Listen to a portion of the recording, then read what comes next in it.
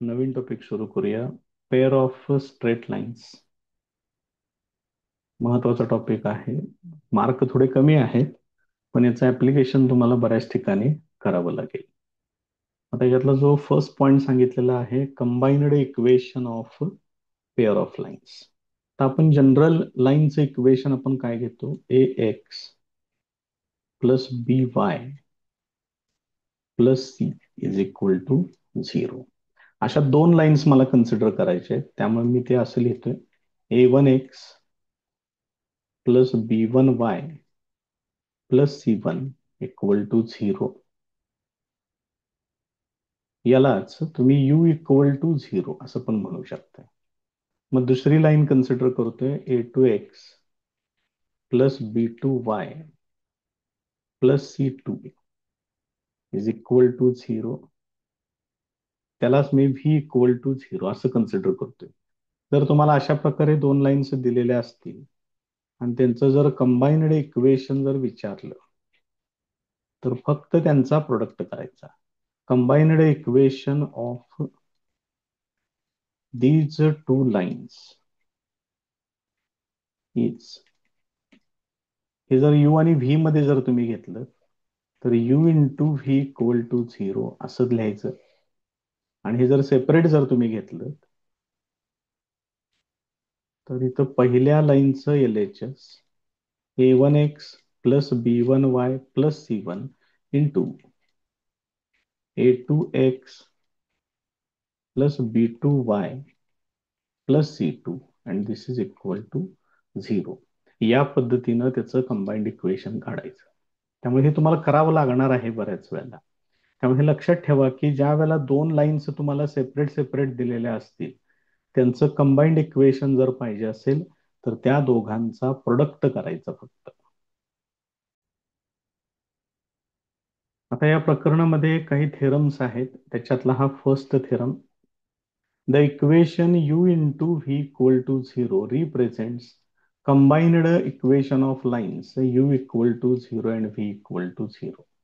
ह्या ज्या दोन सेपरेट लाईन्स आहेत, यांचं कंबाइन्ड इक्वेशन म्हणजे हे येते.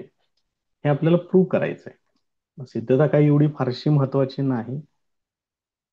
सिलेबसमध्ये म्हणजे मागच्या सिलेबसमध्ये फक्त एकदा हे बोर्डाच्या परीक्षेला विचारून झालेलं होतं. सध्या अलीकडच्या काळामध्ये हे अजिबातच विचारलेलं नाही. तरी पण बघून ठेवा, सिंपल सिद्धता आहे, काही विशेष असं काही त्याच्यामध्ये जास्त नाहीये. मी त्या दोन लाईन्स कन्सिडर करतोय. assume that equations of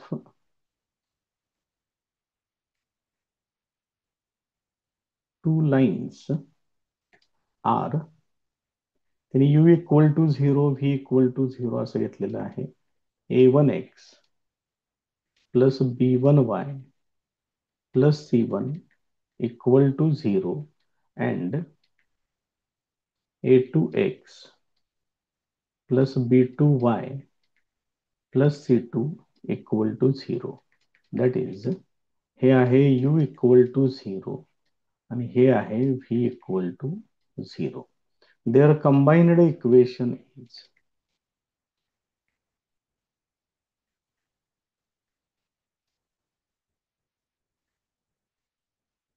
u into v equal to 0. That is a1x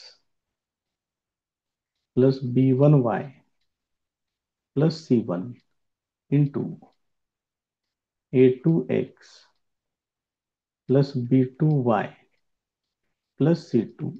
This is equal to 0. हे त्यांचं कंबाइंड इक्वेशन आहे. आता हे इक्वेशन या दोन्ही लाईन्सना रिप्रेझेंट करतं हे सिद्ध करायचं आहे. मी ह्याला इक्वेशन नंबर 1 म्हणतोय. आता हे कशा पद्धतीनं प्रूव्ह करायचं आहे जरा बघून घ्या. किरकोळ सिद्धता आहे, काय विशेष काय नाही आहे जास्त त्याच्यामध्ये. फर्स्ट पॉइंट कन्सिडर करतोय. कन्सिडर पॉइंट P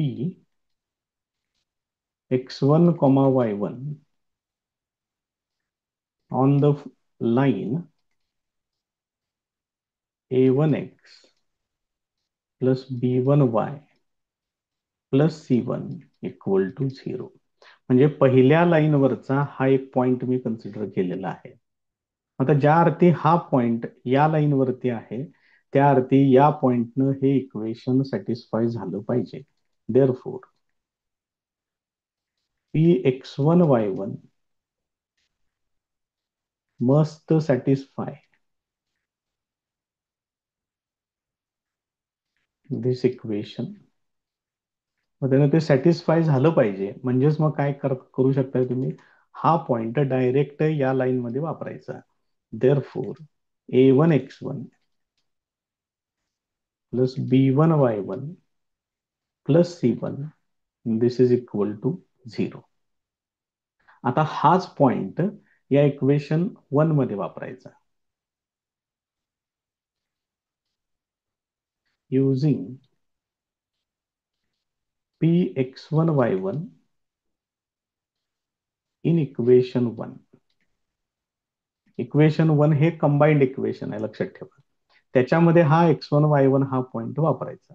हे कसं होईल, A1x1 plus B1y1 plus C1. आता दुसऱ्या ह्याच्यामध्ये लिहिताना बघा A2x1 plus B2y1 plus C2 this is equal to. आता हे 0 येतं किंवा नाही हे आपल्याला सिद्ध करायचं आहे. मग याच्यामध्ये काय होणार हे बघा, हा फर्स्ट पार्ट तर 0 येतोच, सेकंड पार्ट 0 येईल किंवा नाही डोंट नो, पण फर्स्ट पार्ट 100% 0 आहे कारण आता आपण इथं वापरून ते तयार केलेलं इक्वेशन. मग फर्स्ट पार्ट साठी 0 लिहा, सेकंड पार्ट मी तसाच ठेवतोय.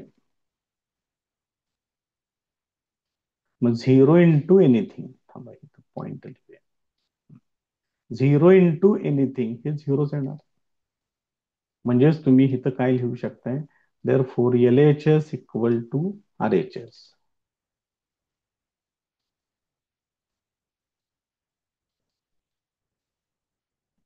म्हणजेच हा पॉइंट Px1y1 जो पहिल्या लाईनवरचा आहे त्यानं हे इक्वेशन सॅटिस्फाय होते.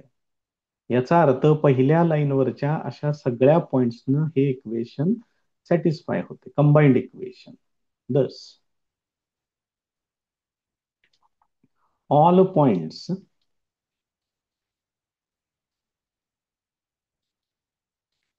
like Px1, y1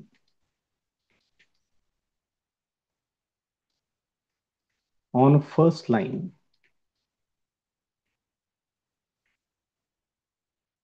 satisfy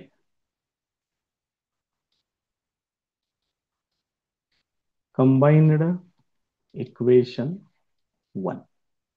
अशा पद्धतीनं Px1y1 सारखे सगळे पॉइंट्स पहिल्या लाईनवरचे हे काय करतात, या कंबाईंड इक्वेशन 1 ला सॅटिस्फाय करतात. सिमिलरली आपण असे सगळे पॉइंट्स सेकंड लाईनवरचे पण घेऊ शकतो. Similarly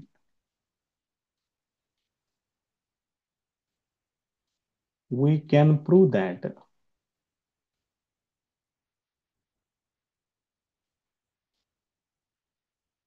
all points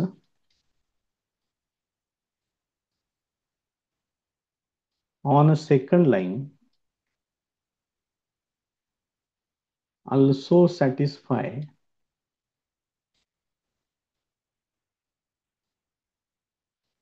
the combined equation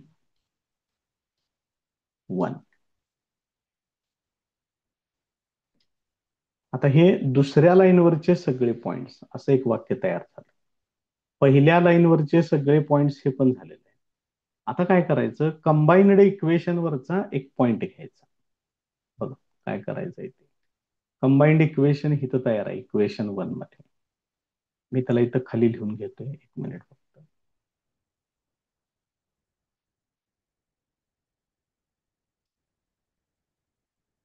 त्याला मी कॉपी केले, आता इथं ते खाली इक्वेशन मी इथे घेतोय.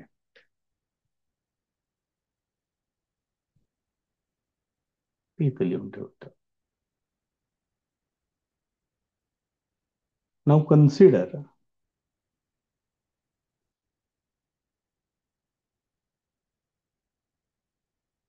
ए पॉइंट,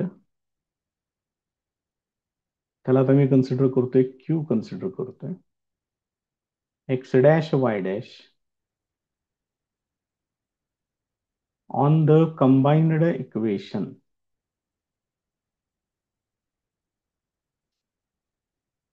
1.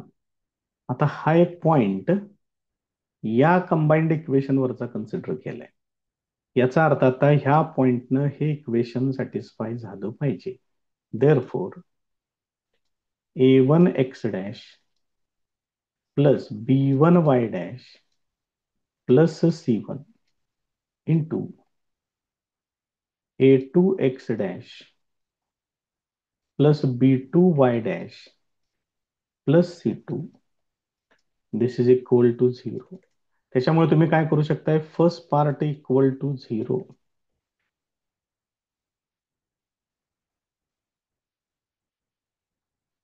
और second part equal to 0.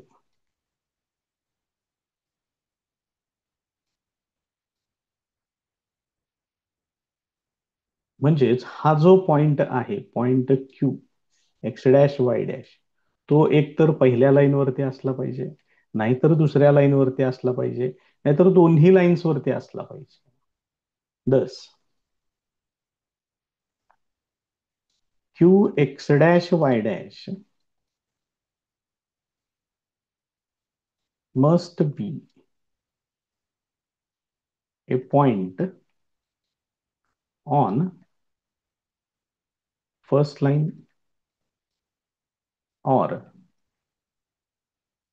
Second line और बोथ. या पद्धतीने अशा वेगवेगळ्या 2-3 केसेस कन्सिडर करून तुम्ही शेवटी हे सांगायचं आहे की हे जे कंबाईंड इक्वेशन आपल्याला मिळालेलं आहे, हे दोन्ही लाईन्सना प्रॉपरली रिप्रेझेंट करतं.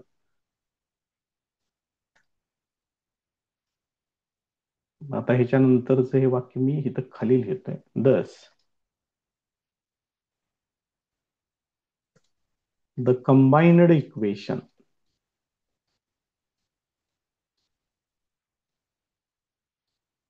वन represents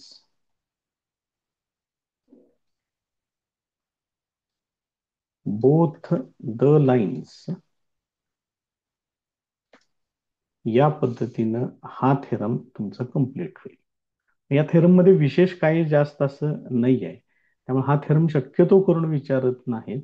पण आधीमध्ये कधीतरी काय सांगता येत नाही, कुठल्या शिक्षकाला जर कदाचित हे बरं वाटत असेल तर तो विचारू शकतो. त्यामुळे फक्त तयार करून ठेवा. नेक्स्ट पॉइंट आहे डिग्री ऑफ ए टर्म. मग डिग्री कशाला म्हणतात बघा, त्याची डेफिनेशन दिलेली आहे. Sum of the indices of all variables in a term is called degree of the term. म्हणजे जे घातांक असतात त्या सगळ्या घातांकांची बेरीज करायची. कशातली? एका टर्म मधल्या सगळ्या व्हेरिएबल्सच्या घातांकांची बेरीज. म्हणजे ते काय मिळेल तुम्हाला? डिग्री ऑफ दॅट टर्म हे तुम्हाला मिळेल. फॉर एक्झाम्पल, त्यांनी दिलेलंच एक्झाम्पल घेतलं पाहिजे असं काही नाहीये. आपल्याला पाहिजे ते आपण एक्झाम्पल तिथं तयार करू शकताय.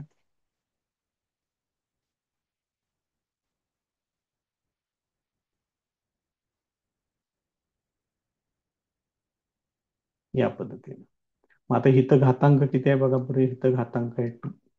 व्हेरिएबलचं टोटल पॉवर 2 कॉन्स्टंट आहे, त्यामुळे ह्याचा काही प्रश्न नाही. इथं x⁻1 आहे, y⁻1 आहे, टोटल पॉवर 2. इथं y⁻2 आहे, इथं टोटल पॉवर 2. 6चं काय कॉन्स्टंट आहे, त्याचा काही प्रश्न नाहीये.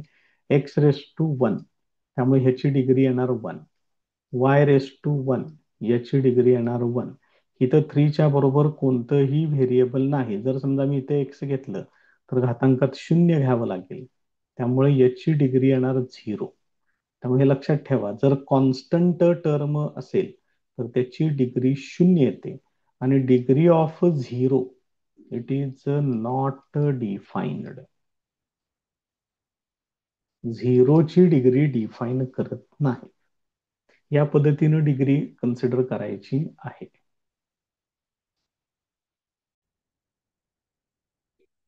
नेक्स्ट पॉइंट बघा. homogeneous equation, important concept, an equation in which degree of every term is same. प्रत्येक टर्मची डिग्री सेम असते, त्याला म्हणतात होमोजिनियस इक्वेशन. आताच आपण डिग्री काढलेली आहे, त्या पद्धतीने बघूया आपण. हे भरपूर उदाहरणं दिलेली आहेत, तेवढ्याच्यामध्ये ती कन्सेप्ट क्लिअर होते. पहिलं इक्वेशन आहे x square plus 3xy this is equal to 0. आता जर मी इथं सगळ्यांची जर डिग्री जर फाइंड आउट केली, एक मिनिट ह्याला जर ऍडजस्ट करतो,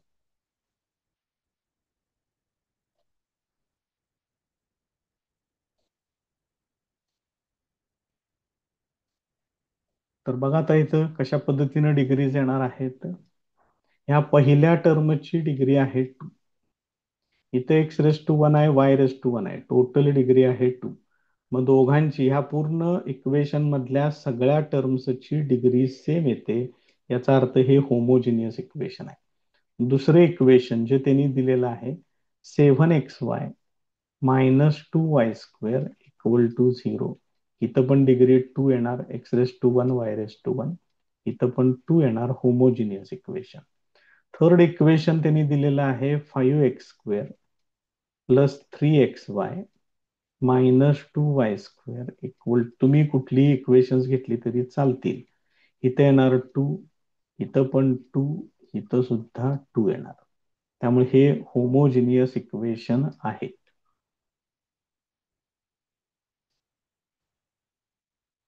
त्याच्या पुढे जाऊया. त्याने अजून एक उदाहरण दिलेलं आहे 3x² plus 2xy plus 2y² plus 5x equal to 0. इथं डिग्री 2 आहे, याची पण डिग्री 2, याची डिग्री 2, मात्र याची डिग्री 1 आहे. याचा अर्थ हे होमोजिनियस इक्वेशन नाही. आता आपल्याला जे लागणार फेमस होमोजिनियस इक्वेशन आहे ते आहे ax² plus 2hxy plus by² equal to 0. याची डिग्री 2 आहे, याची पण 2 आहे आणि याची पण 2 आहे. दिस इज अ होमोजिनियस इक्वेशन. त्यामुळे ही कन्सेप्ट जरा व्यवस्थित बघून ठेवा. याच्यातला तर सेकंड थेरम बघा.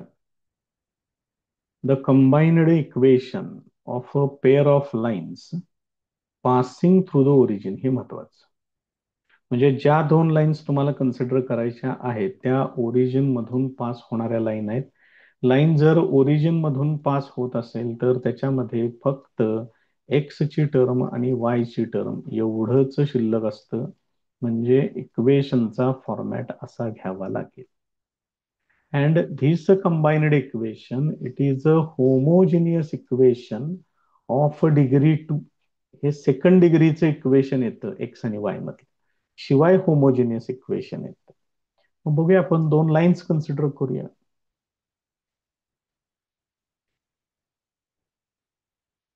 Consider two lines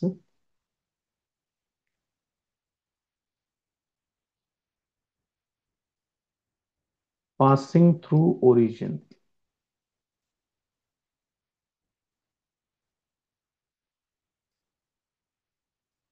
given by a1x plus b1y equal to 0 and a2x plus b2y equal to 0. मग त्यांचं कंबाइंड इक्वेशन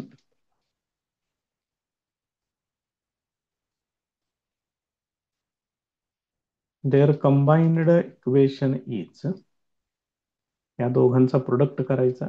नेहमी लक्षात ठेवा, कंबाइंड इक्वेशन म्हणजेच दोघांचा प्रोडक्ट करणे. एकदम सिंपल कन्सेप्ट आहे, काय विशेष नाही आहे. तर या दोघांचा प्रोडक्ट केलेला आहे. आता हे फक्त पुढे सिम्प्लिफाय करा त्याला. देअरफॉर a1x न याला मल्टिप्लाय करून घ्या, a1 a2 x² plus a1 b2 xy plus आता b1 y न याला मल्टिप्लाय करून घ्या, a2b1 xy plus b1b2 y square this is equal to 0. या दोघांच्यातून एक्स वाय कॉमन घ्या. a1 a2 x square plus a1 b2 plus a2 b1 into x y plus b1 b2 y square this is equal to 0. आता याच्यामध्ये काय करायचं आहे बघा. ह्या a1 a2 साठी लिहायचं आहे a. ह्या पूर्ण टर्मसाठी a1 b2 plus a2 b1 साठी लिहायचं आहे 2h. आणि या b1 b2 साठी लिहायचं आहे स्मॉल p. त्यामुळे हे इक्वेशन काय तयार होईल. ax square plus 2hxy plus by square is equal to 0. आता हे जे इक्वेशन तयार झालेलं आहे याची डिग्री 2 आहे. या दोघांची मिळून डिग्री 2 होईल.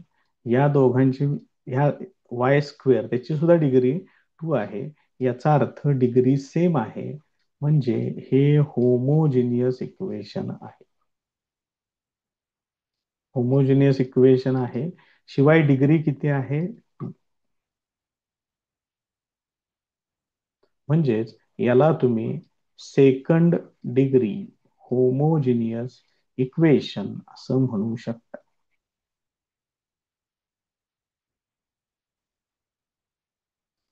ते इक्वेशन असे येते.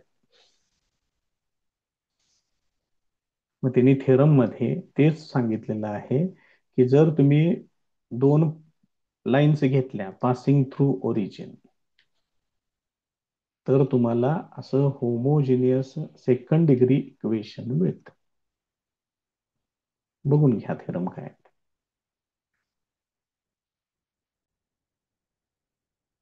नेक्स्ट थेरम बघा.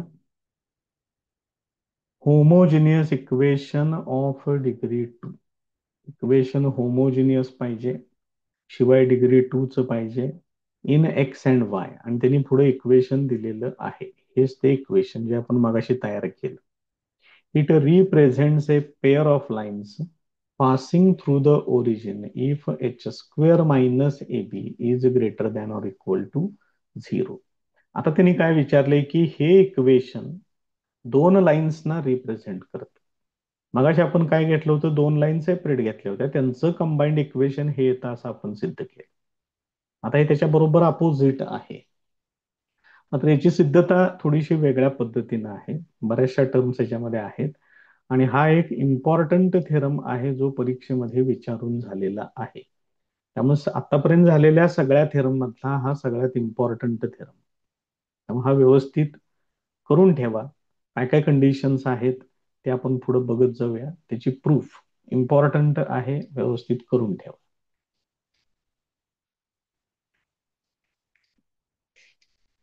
So consider the equation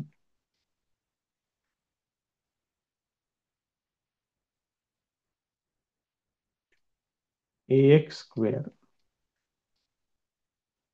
plus 2hxy plus by square equal to 0.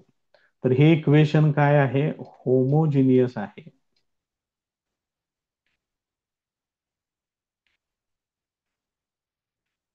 शिवाय सेकंड डिग्री होमोजिनियस इक्वेशन आहे.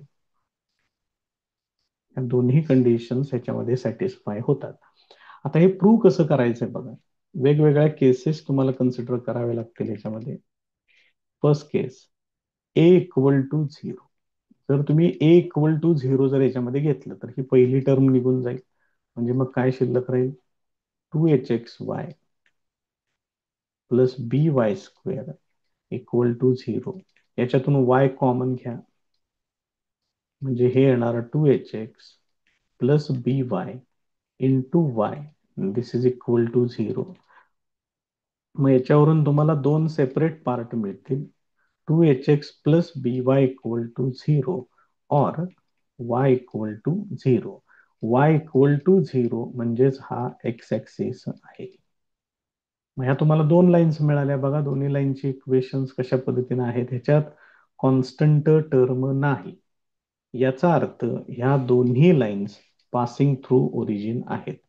These are the two lines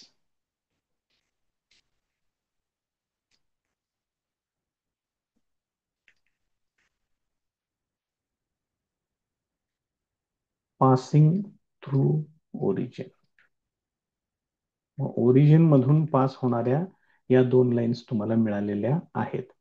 आता सेकंड केस कन्सिडर करतोय. If b is equal to 0.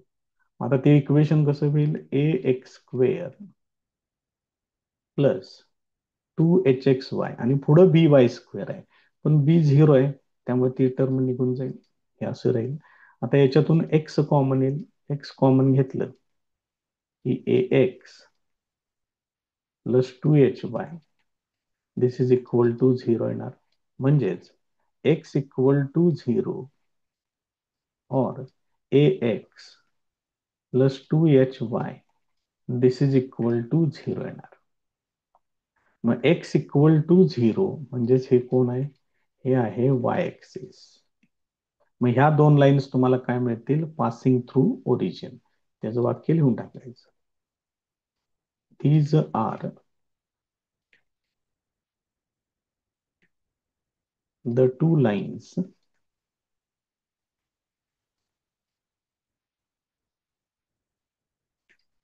Passing through origin. हे असं प्रत्येक ठिकाणी तुम्हाला दोन लाईन्स पासिंग थ्रू ओरिजिन मिळाल्या पाहिजेत, तेच प्रूव्ह करायचं आहे आपल्याला. आता याच्यातली थर्ड केस मी कन्सिडर करतोय.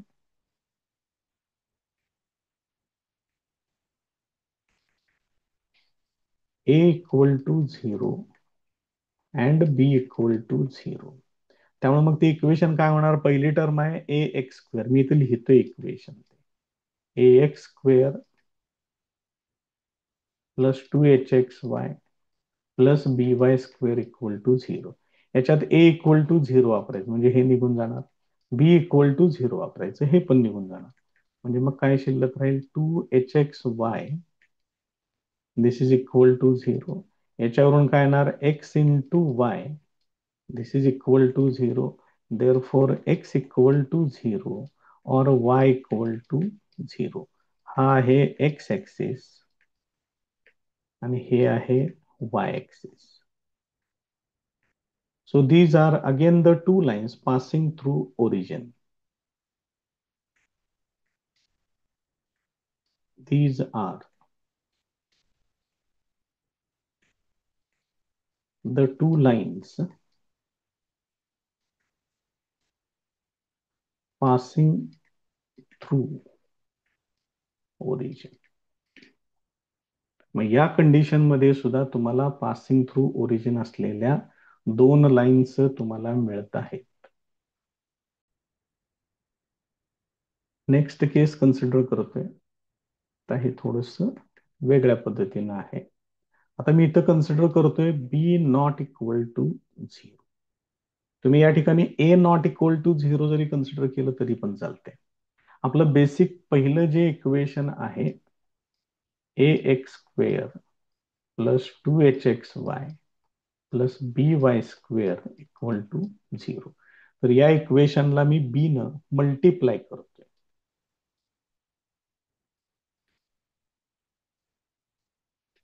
Multiplying this equation by b. B ने याला मल्टिप्लाय केलं, काय काय येणार बघा, a b x square plus 2bhxy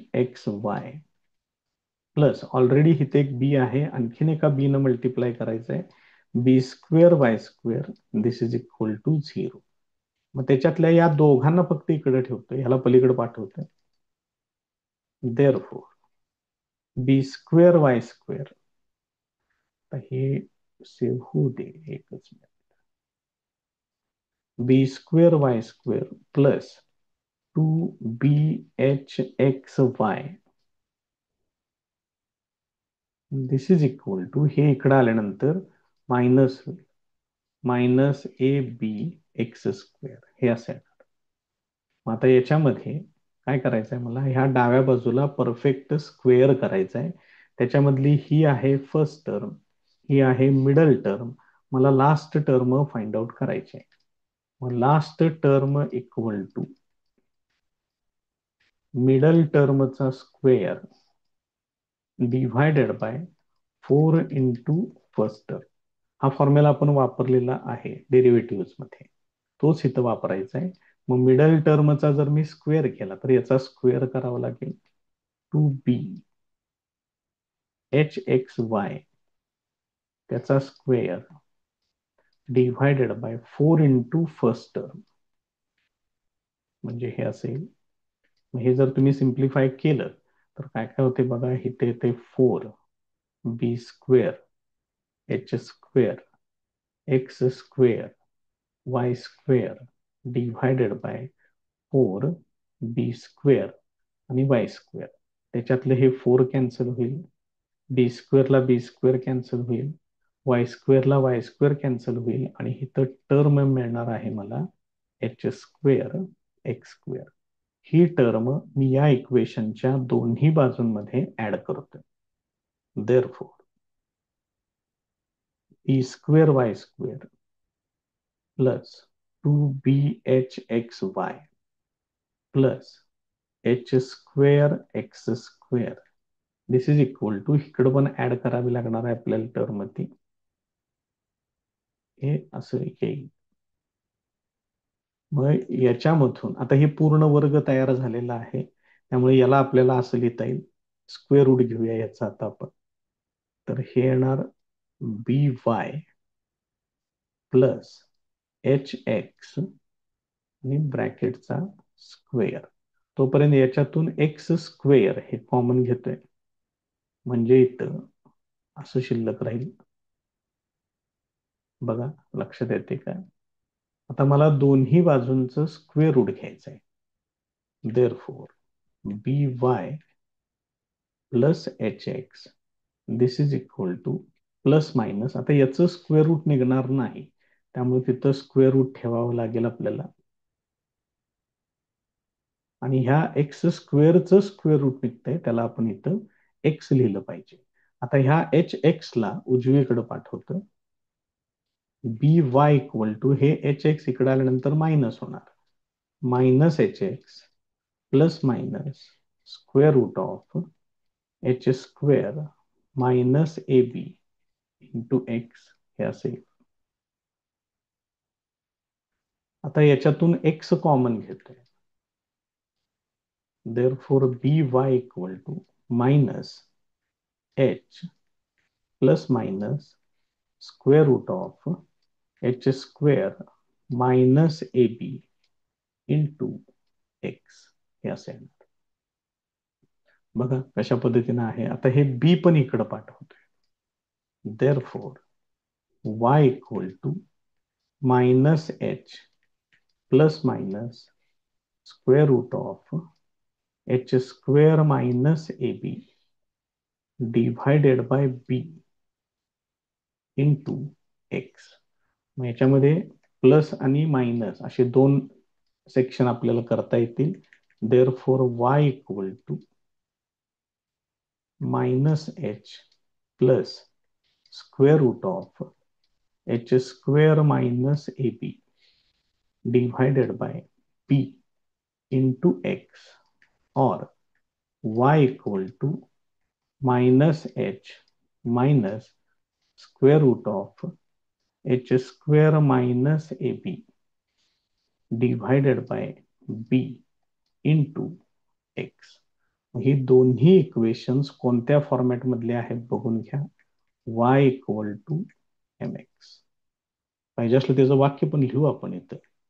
both these equations R of the form y equal to mx. Therefore, these are the two lines passing through origin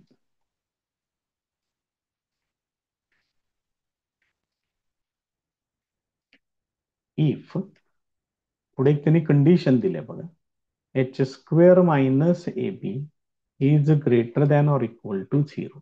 आता ही term इथं स्क्वेअर रूटच्या आतमध्ये आहे बघा.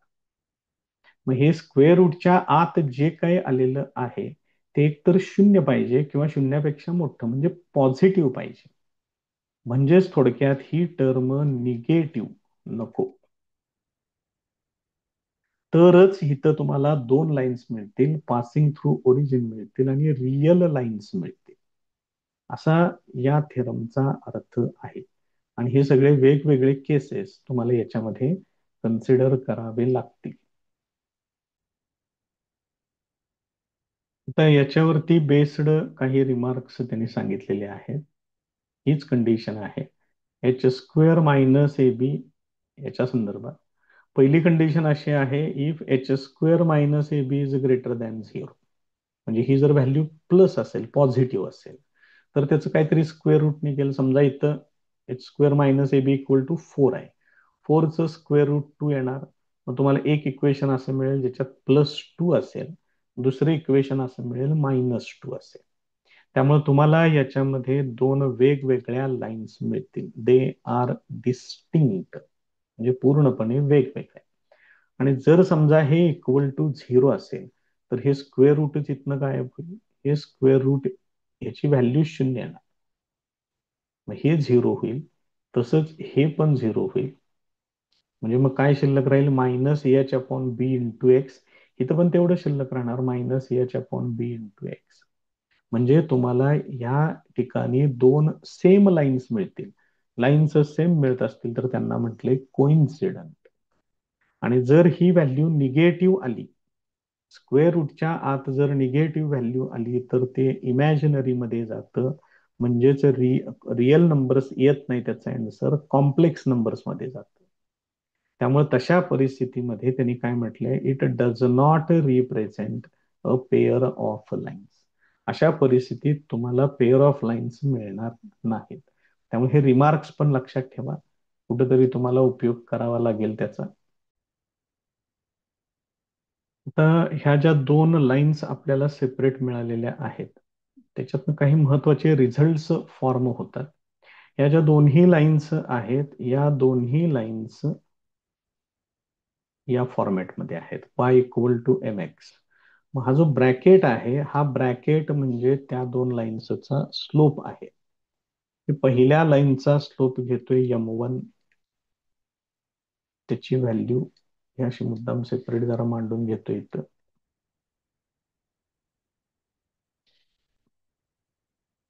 आणि ही दुसरी लाईन, त्याचा स्लोप आहे m2.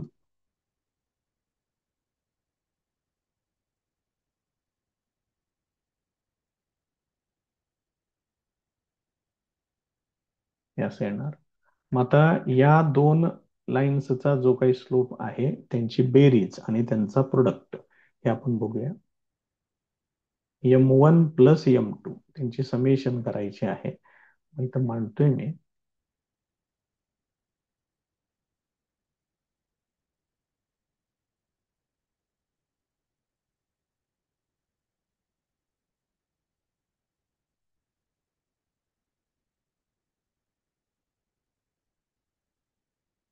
आता या दोघांचंही डिनॉमिनेटर सेम आहे, त्यामुळे अंशांची डायरेक्ट बेरीज वजाबाकी होईल.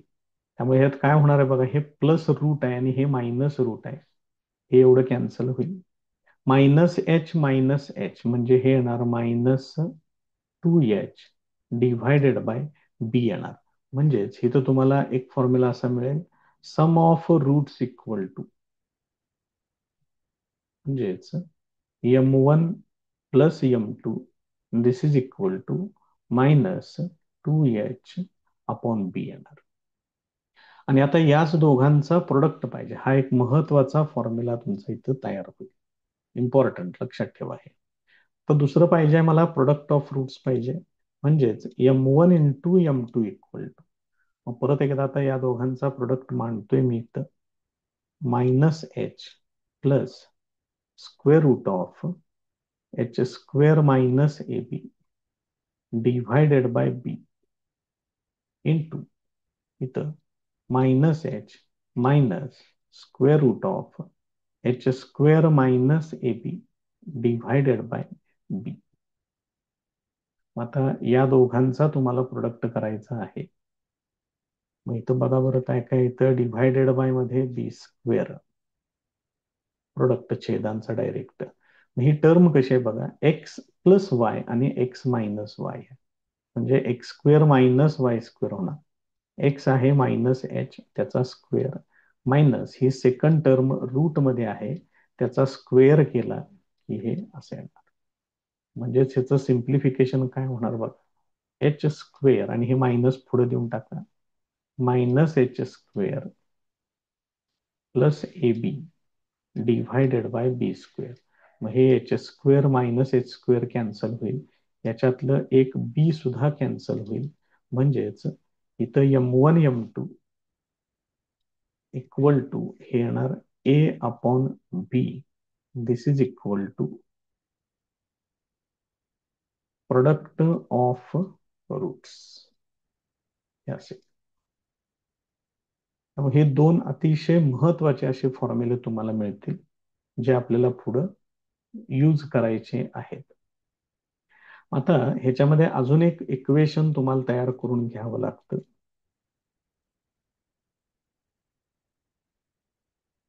ज्याला म्हणतात auxiliary equation of a x square plus 2hxy plus B y square equal to 0. एक तयार करूया. त्याच्यासाठी काय कन्सिडर करायचं बघा, त्याच्यासाठी एक इक्वेशन कन्सिडर करायचं, M-M1 into M-M2 equal to 0. आता या इक्वेशनचे M1 आणि M2 हे रूट्स आहेत. तर आपण रूट कुणाला म्हणतो, तर ती व्हॅल्यू या इक्वेशन मध्ये वापरल्यानंतर हे इक्वेशन सॅटिस्फाय झालं पाहिजे. म्हणजेच LHS इक्वल टू RHS आलं पाहिजे. येते की नाही बघून घ्या. जर समजा मी M1 इथं एमच्या ठिकाणी, ह्याच्यातलं एम हे व्हेरिएबल आहे, या व्हॅल्यूज एम साठी आहेत. मग M1 जर तुम्ही इथं वापरलं तर M1 मायनस M1 पहिली टर्म 0 येणार. M1 मायनस M2 दुसरी टर्म 0 येईल किंवा नाही माहित नाही, पण 0 इंटू एनिथिंग 0 येणार. याचा अर्थ या दोघांनीही हे इक्वेशन सॅटिस्फाय होतं. म्हणून या दोघांना या इक्वेशनचे रूट्स असं म्हटलं जातं. आता हे सोडवून घेऊया. बघा एम न मल्टिप्लाय करतो ह्याला, एम इंटू एम हे येणार M square, M into M2 ते येणार या पद्धतीनं. आता मायनस M1 न मल्टिप्लाय करून घेऊया, मायनस एम इंटू M1 आणि प्लस इथं मायनस यायला पाहिजे बघा, प्लस नाही येत इथं मायनस येते. बघा प्रोडक्ट करून M इंटू हे मायनस येणार आणि minus minus plus M1 M2 this is equal to 0. त्याच्यातल्या एम स्क्वेअरला पहिलं तसंच ठेवा. या दोघांच्यातून मायनस एम कॉमन घ्या, म्हणजे शिल्लक राहील M1 plus M2 plus M1 M2 this is equal to 0. आता याच्यामध्ये व्हॅल्यूज वापरायच्या. M1 प्लस M2 वरती तयार करून ठेवले बघा, हे बघा इथे या ठिकाणी M1 प्लस M2 किती आहे, -2h अपॉन बी आहे. ती इथं वापरूया.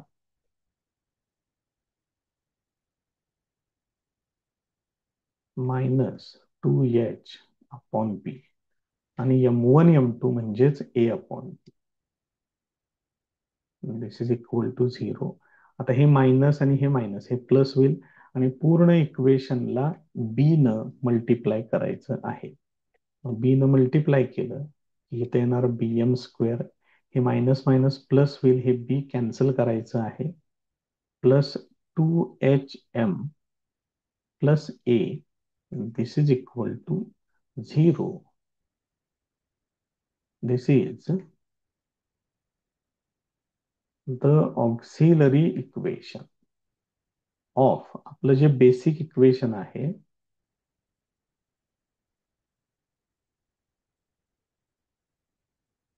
त्याचं हे ऑक्झिलरी इक्वेशन आहे. हे पण आपल्याला प्रॉब्लेम सोडवण्यासाठी वापरायचं आहे.